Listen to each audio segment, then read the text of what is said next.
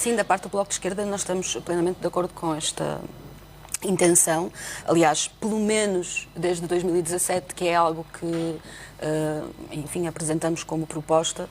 Na altura até, ainda com João Semedo, tivemos a oportunidade de visitar as instalações do, entretanto, Centro de Acolhimento, não é? Porque foi antes um hospital, e aliás o João Semedo teve um papel de relevância no Hospital Joaquim Urbano. Mas já nessa altura aquilo que pudemos perceber foi do enorme potencial que aquele espaço tem, podendo usar os outros pavilhões que não estão neste momento disponíveis.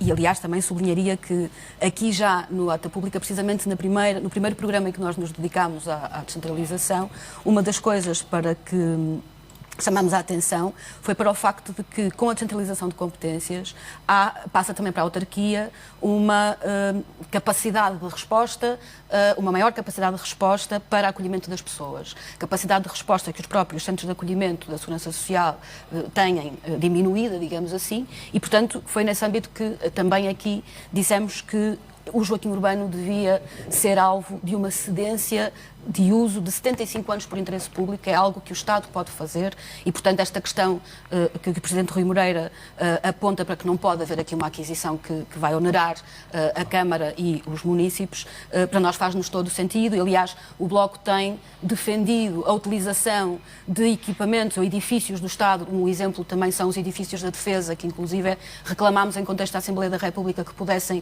reverter para a tutela da Câmara, neste caso com fins habitacionais, no nosso entender. Este é outro exemplo, neste caso, com fins sociais. Importa dizer que, na nossa perspectiva, é importante percebermos o modelo que vai estar aqui em causa. O modelo que foi apresentado, que o Filipe apresentava, é de facto um modelo de baixo limiar, que tem inúmeras vantagens, é uma experiência na cidade importantíssima, que responde, como foi dito, a todas estas nuances e sensibilidades de um fenómeno tão complexo.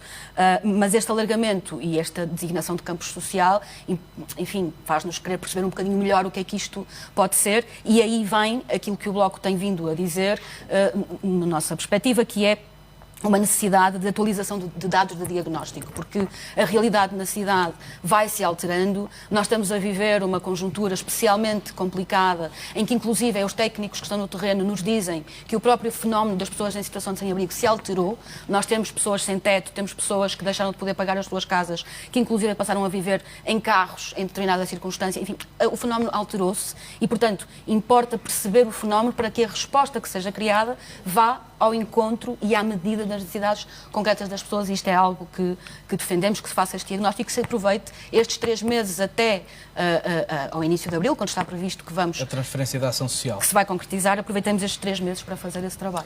Tal como dissemos desde o primeiro momento, é importante aguardar por esta avaliação, mas entendemos também que nas instâncias que possam ter aqui responsabilidades, que tenha que haver uma disponibilidade para assumir a responsabilidade, a ser o caso.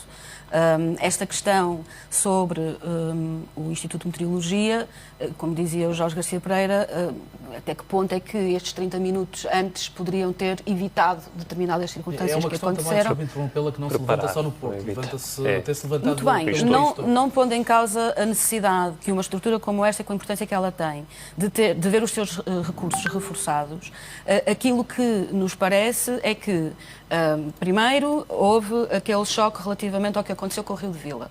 E há uma reação de que isto se calhar tem a ver com as obras do metro do Porto.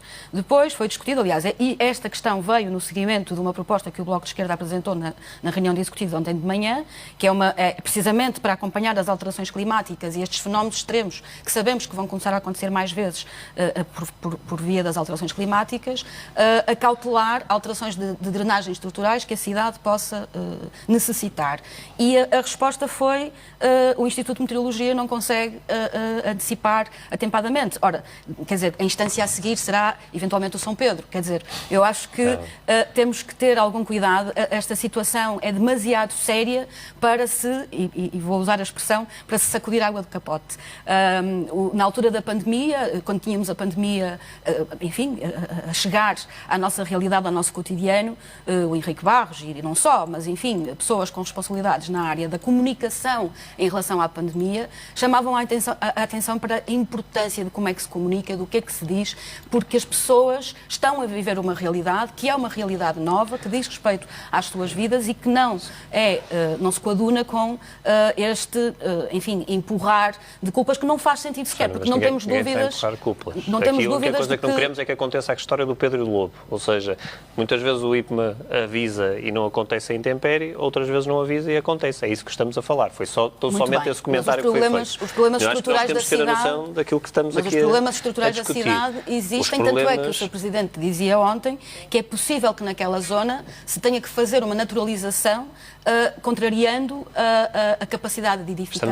Estamos a misturar duas coisas. Estamos a misturar Mãozinho da Silveira ou estamos a misturar o Poço das Patas? Agora está a falar das Fontainhas. As Fontainhas. Porque foi nesse contexto que surgiu esta questão na reunião de risco. É de manhã. exatamente nessas estruturas de riscos que eu falava, quando as nossas equipas da Proteção Civil se direcionam quando há uma intempérie. É isso mesmo que eu queria chegar, e para terminar, é dizer que as pessoas precisam de ter estas questões comunicadas com maior clareza, porque efetivamente, em relação a tudo isso que acabou de dizer, não é o Instituto de Meteorologia ou o quão antempado o Instituto de Meteorologia pode ser que vai resolver e, portanto, temos aqui alguma coisa. Desde logo, o resultado da avaliação e a disponibilidade para perceber de onde é que vem, onde é que estão os focos e quem tiver responsabilidades para assumir, que possam assumi-las.